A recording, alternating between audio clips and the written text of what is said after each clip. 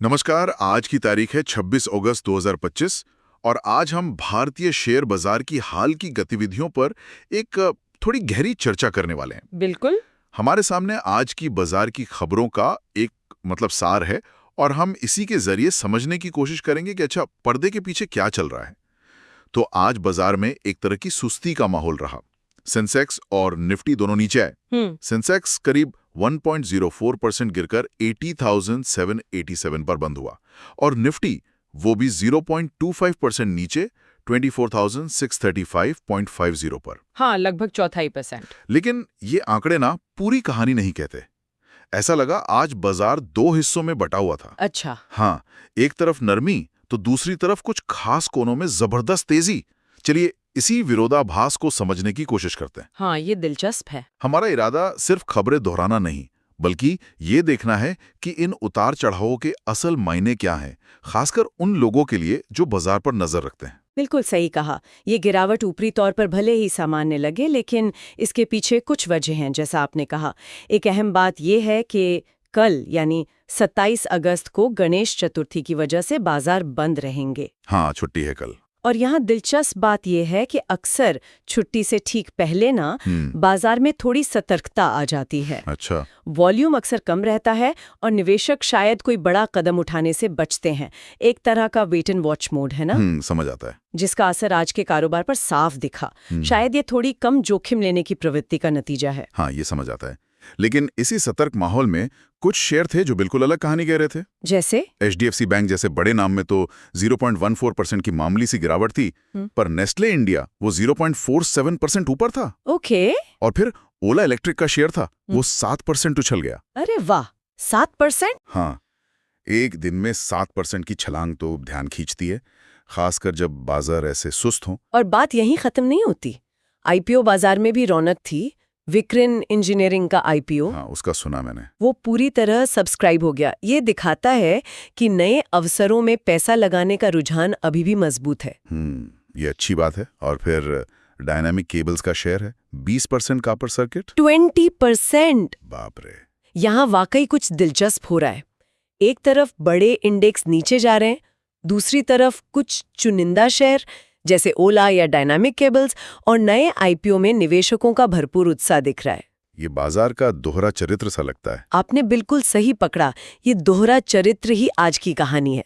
ओला electric की ये जोरदार तेजी मतलब सिर्फ इलेक्ट्रिक वाहनों के प्रति सामान्य उत्साह से ज्यादा हो सकती है। हाँ, लग तो रहा है। हो सकता है कोई बड़ी डील हो, कोई नई टेक्नोलॉजी या फिर शायद अनुमान से बेहतर नतीजों की उम्मीद। कुछ तो होगा। 7% का उछाल अक्सर किसी ठोस खबर या मजबूत निवेशक भावना का संकेत होता है।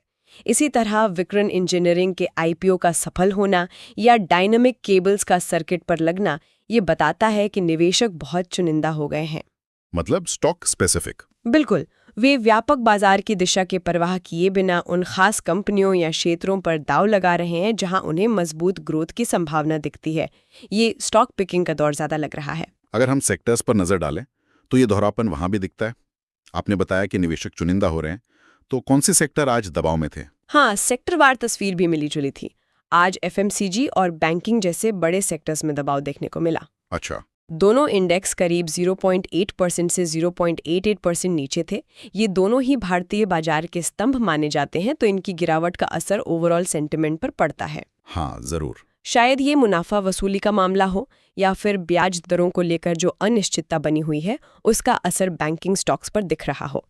लेकिन जैसा हमने कहा, कहानी का दूसरा पहलू भी है। ऑटो सेक्टर में तो आज अच्छी खासी हलचल थी। बिल्कुल। ऑटो स्टॉक्स में आज तेजी का माहौल था और इसकी सीधी वजह GST दरों में कटौती की उम्मीदों को माना जा रहा है। अच्छा, ये GST वाली बात फिर से। हाँ, बाजार में ऐसी चर्चा है कि सरकार ऑटोमोबाइल पर GST कम करने पर विचार कर सकती है, जिससे गाड़ियां सस्ती होंगी और बिक्री बढ़ेगी। अब यहाँ एक दिलचस्प बात सामने आती है। क्या? कि कैसे सिर्फ एक उम्मीद या अटकल पूरे सेक्टर को हरकत में ला सकती है। यह दिखाता है कि बाजार कितना आगे देखकर चलता है। हाँ, ये तो है। निवेशक अक्सर ऐसी संभावित घोषणाओं का इंतजार नहीं करते, बल्कि पहले से ही पोजीशन लेना शुरू कर देते हैं। अगर हम इसे बड़ी तस्वीर से जोड़कर देखें तो ये साफ है कि बाजार सिर्फ आज के मुनाफे या कल के नतीजों पर नहीं चलता। ये भविष्य की उम्मीदों, सरकारी नीतियों की संभावनाओं और निवेशकों की सामूहिक भावना का खेल भी है। सही बात है। ऑटो सेक्टर का आज का प्रदर्शन इसका सटीक उदाहरण है। एक संभावित नीतिगत बदलाव की उम्मीद ने पूरे सेक्टर के सेंटिमेंट को बदल दिया, भले ही जमीनी हकीकत अभी बदली ना हो। कॉर्पोरेट दुनिया से भी आज कुछ बड़ी खबरें आई जिनका असर अलग अलग क्षेत्रों पर दिखा। एक तो अल्ट्राटेक सीमेंट को सीसीआई से मंजूरी मिली है। हाँ, इंडिया सीमेंट्स में अपनी हिस्सेदारी बेचने की। हाँ, वही। तो ये सीमेंट सेक्टर के लिए क्या मायने रखता है? ये एक अहम खबर है। अल्ट्राटेक का ये कदम इस सेक्टर में कंसोलिडेशन यानी एकीकरण की ओर एक और इशारा है। कंसोलिडेशन मतलब जब बड़ी कंपनियां छोटी कंपनियों में हिस्सेदारी खरीदती या बेचती हैं या आपस में मिलती हैं, तो ये अक्सर बाजार की संरचना को बदलने की क्षमता रखता है। अच्छा। इससे लंबी अवधि में कीमतों पर, कंपटीशन पर और छोटी कंपनियों के भविष्य पर असर पड़ सकता है। ये सिर्फ 2 कंपनियों का सौदा नहीं, बल्कि पूरे सेक्टर के डायनामिक्स को समझने का एक संकेत है। दूसरी तरफ टेलीकॉम सेक्टर में आज वोडाफोन आइडिया का शेयर खबरों में था। इसमें करीब 9% का बड़ा उछाल आया। हाँ, 9%। ये भी कम चौंकाने वाला नहीं है, खासकर इस कंपनी की हालिया स्थिति को देखते हुए। बिल्कुल। निश्चित रूप से वोडाफोन आइडिया जैसी कंपनी जो काफी समय से वित्तीय चुनौतियों से जूझ रही है, उसके शेयर में 9% का उछाल कई सवाल खड़े करता है। जैसे कि क्या कोई नई फंडिंग की खबर है? हाँ। क्या सरकार से कोई राहत मिली है? या फिर ये महज अटकलबाजी है? कुछ कहा नहीं जा सकता। वजह चाहे जो भी हो, ये दिखाता है कि निवेशक अभी भी इस काउंटर में उम्मीद देख रहे हैं, शायद एक टर्न अराउंड की कहानी पर दाव लगा रहे हैं। सही है। ये दोनों खबरें, अल्ट्राटेक और वोडाफोन आइडिया, हमें याद दिलाती हैं कि हर कंपनी की अपनी एक अलग कहानी होती है जो बाजार के सामान्य रुझानों से हटकर भी उसके शेयर को प्रभावित कर सकती है। और इन घरेलू फैक्टर्स के साथ साथ वैश्विक संकेतों का भी तो असर रहता ही है।